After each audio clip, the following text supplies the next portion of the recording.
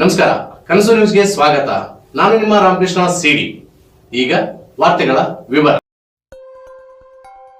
ಇಂದು ಗಂಗಾವತಿ ಪಟ್ಟಣದಲ್ಲಿ ಸಾರ್ವಜನಿಕರ ಸುಗಮ ಸಂಚಾರಕ್ಕೆ ಅನುವು ಮಾಡಿಕೊಡುವ ನಿಟ್ಟಿನಲ್ಲಿ ಸುಮಾರು 2 ಕೋಟಿ ರೂಪಾಯಿ ವೆಚ್ಚದಲ್ಲಿ ಶ್ರೀ ನೀಲಕಂಠೇಶ್ವರ ಆಲಯದಿಂದ ಕನಕದಾಸ ವೃತ್ತದವರೆಗೆ ಡಿವೈಡರ್, ಬೀದಿ ದೀಪ ಅಳವಡಿಕೆ, ರಸ್ತೆ ನಿರ್ಮಾಣ ಹಾಗೂ ಸುಮಾರು 77.30 ಲಕ್ಷ ರೂಪಾಯಿ ವೆಚ್ಚದಲ್ಲಿ ಕನಕದಾಸ ವೃತ್ತದಿಂದ ಕಪಿಲಾಭಾರ್ವರೆಗೆ ಚರಂಡಿ, ಡಿವೈಡರ್, ಬೀದಿ ದೀಪ ಮತ್ತು ರಸ್ತೆ ಕಾಮಗಾರಿಗೆ ಶಾಸಕರಾದ ಗಾಲಿ ಜನಾರ್ದನ ರೆಡ್ಡಿ ಅವರು ಭೂಮಿ ಪೂಜೆ ನೆರವೇರಿಸಿದರು. ಇಡೀ ಕಾಮಗಾರಿಯ ಗುಣಮಟ್ಟ ಕಾಪಾಡುವ ಜೊತೆಗೆ ಸಕಾಲಕ್ಕೆ ಕಾಮಗಾರಿ ಪೂರ್ಣಗೊಳಿಸುವಂತೆ ಗುತ್ತಿಗೆದಾರರಿಗೆ ಸೂಚಿಸಿದರು.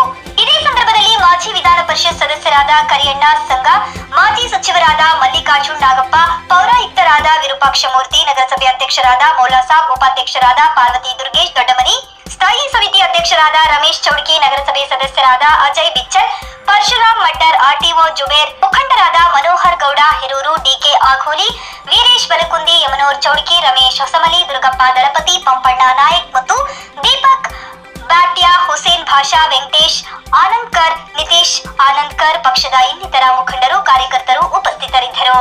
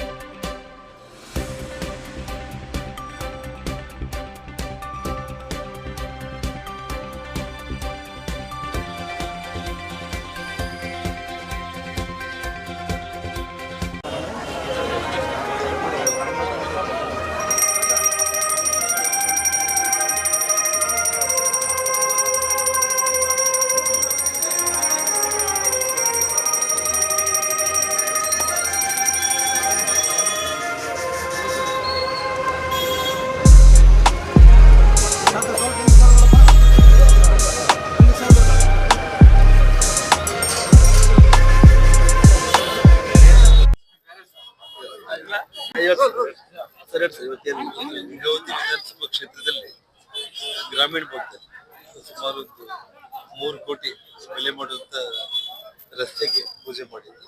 ಮತ್ತು ಗಂಗಾವತಿ ನಗರದಲ್ಲಿ ನಾವು ನೀಲಕಂಠೇಶ್ವರ ಸರ್ಕಲ್ ಇಂದ ರಾಣಾಪುರ 13 ಕೋಟಿ ವೆಚ್ಚದಲ್ಲಿ KKRDB ಫಂಡ್ ಅಲ್ಲಿ 80 ಅಡಿ ರಸ್ತೆಗೆ ಇವತ್ತು ಪೂಜೆ ಮಾಡಿರುವಂತದ್ದು.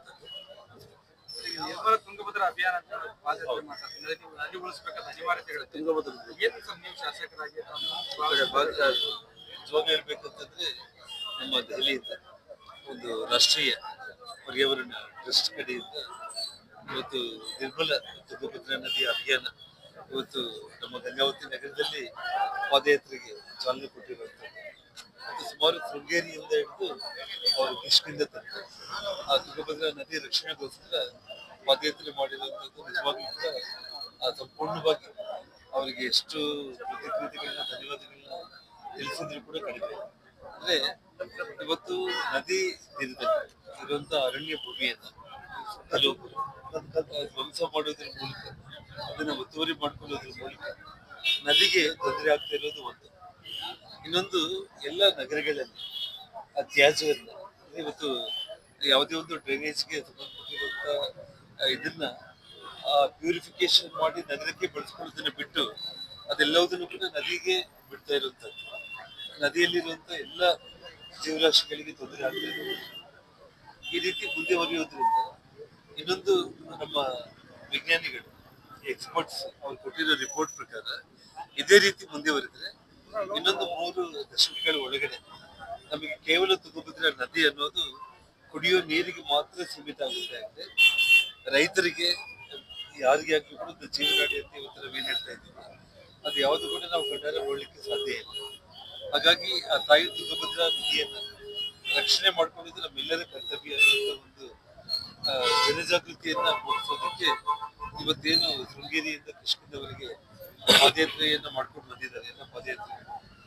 ಮತ್ತು ಇವತ್ತು ಆ ಕಾರ್ಯಕ್ರಮದಲ್ಲಿ ನಾನು ಪಾಲ್ಗೊಳ್ಳೋದು ಮಾತ್ರ ಅಲ್ಲ, ಬರುವಂತ ದಿನಗಳಲ್ಲಿ ಇದೇ ವಿಚಾರವನ್ನ ಇಡೀ ನಮ್ಮ ತುಂಗಭದ್ರಾ ನದಿ ತೀರದಲ್ಲಿ ಪ್ರತಿ ಗ್ರಾಮಕ್ಕೂ ಕೂಡ ನಾನು ಸ್ವತಃ ಹೋಗಿ ಜನರಲ್ಲಿ ಜಾಗೃತಿ ಮೂಡಿಸುವಂತ ಕೆಲಸ ನಾನು ಪ್ರಾಮಾಣಿಕವಾಗಿ ಮಾಡ್ತೀನಿ. ಕಾಂಗ್ರೆಸ್ ನಲ್ಲಿ ಡಿನ್ನರ್ ಪಾಲಿಟಿಕ್ಸ್ ಜೋರಾಗಿರುವಂತದ್ದು ಏನು ಸಿಎಂ ಪಾಲಿಟಿಕ್ಸ್. ಈಗಾಗಲೇ ನಾನು ಡಿನ್ನರ್ ಪಾಲಿಟಿಕ್ಸ್ ಒಂದು ಕಡೆ ಮತ್ತು ಜಾತ್ರೆ ಪಾಲಿಟಿಕ್ಸ್ ಅಂತ ಕೂಡ ಹೇಳ್ಬೇಕು. ಸಿದ್ದರಾಮಯ್ಯನವ್ರಿಗೆ ಏನಾಗ್ಬಿಟ್ಟಿದೆ ಅಂತ ಇವತ್ತು ಇಡಿ ಅವರು ಲೋಕಾಯುಕ್ತಕ್ಕೆ ಅವರ ಇಡೀ ಕುಟುಂಬ ಎಷ್ಟು ಇನ್ವಾಲ್ವ್ಮೆಂಟ್ ಆಗಿದ್ದಾರೆ ಅನ್ನೋದನ್ನ ಇವತ್ತು ಇಡಿ ಅವರು ಮಾಧ್ಯಮಗಳ ಮೂಲಕ ಬಹಿರಂಗಪಡಿಸಿದ್ದಾರೆ. ಮುಖ್ಯಮಂತ್ರಿಗಳು ಆ ಗಾಬರಿಯಲ್ಲಿದ್ದಾರೆ. ಜೊತೆಗೆ ಅವ್ರೇನು ಇಡಿ ತನಿಖೆಯಿಂದನೂ ತಪ್ಪಿಸ್ಕೋಬೇಕು, ಮುಖ್ಯಮಂತ್ರಿ ಸ್ಥಾನನೂ ಉಳಿಸ್ಕೋಬೇಕು.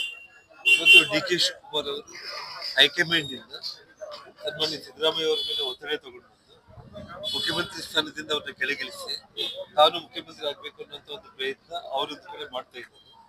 ಹಾಗಾಗಿ ಸ್ವಲ್ಪ ಗಾಬರಿಗೊಂಡು ಇವತ್ತು ನಮ್ಮ ಸಿದ್ದರಾಮಯ್ಯನವರು ಅವರ ಅನುಯಾಯಿಗಳು ಇವತ್ತು ಡಿನ್ನರ್ ಪಾಲಿಟಿಕ್ಸ್ ಮಾಡೋದು ಒಂದು ಕಡೆ, ಇನ್ನೊಂದು ಒಬ್ಬ ರಾಜ್ಯದ ಮುಖ್ಯಮಂತ್ರಿಗಳಾಗಿ ಇವತ್ತು ಅವರು ಬೆಂಗಳೂರಲ್ಲಿ ಒಳ್ಳೆ ಯೋಜನೆಗಳನ್ನ ಹಾಕಿ ರಾಜ್ಯದ ಸಮಗ್ರ ಅಭಿವೃದ್ಧಿಗೆ ಅವರು ಯೋಚನೆ ಮಾಡಿದ್ದೇನೆ.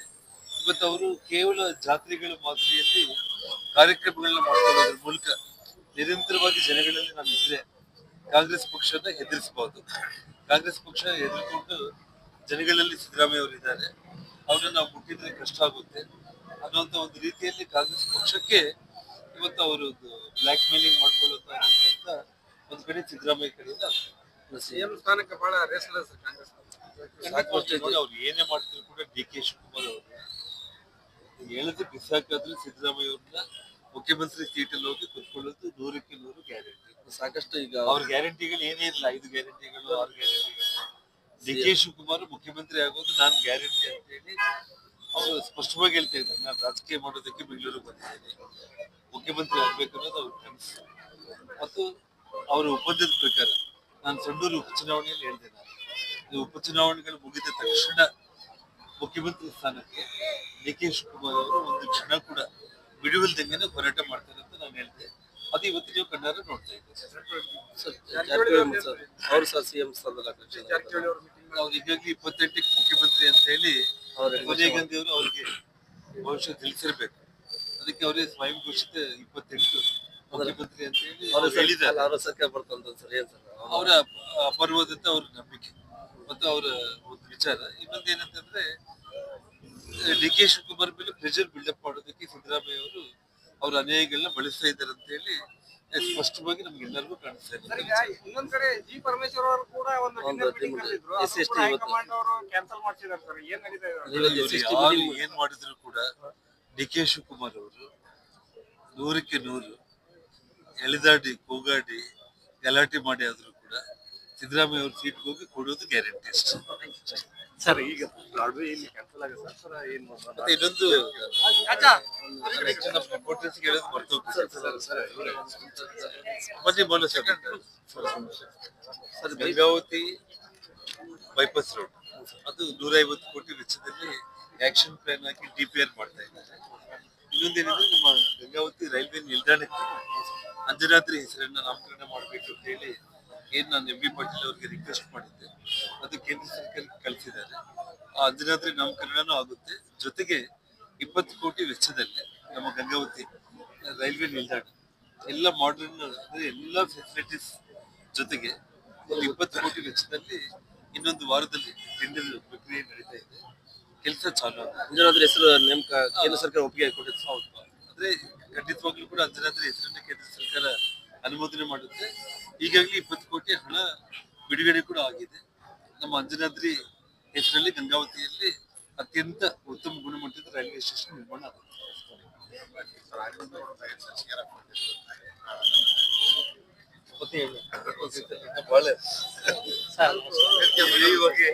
ಕಾಂಗ್ರೆಸ್ ಬೆಲೆಗಳು ಪಟ್ಟಿಲ್ಲ ಅಂತ ಗಲಾಟೆ ಮಾಡ್ತಾ ಇದ್ದಾರೆ. ನಾವ್ ಇವೆಲ್ಲ ಹೇಳ್ತಾ ಹೋಗಿ ಮತ್ತೆ ಎಲ್ಲಿಂದ ಯಾವುದೇ ತೊಂದರೆ ಮಾಡ್ತಾರೆ. Thank you. ಓಕೆ.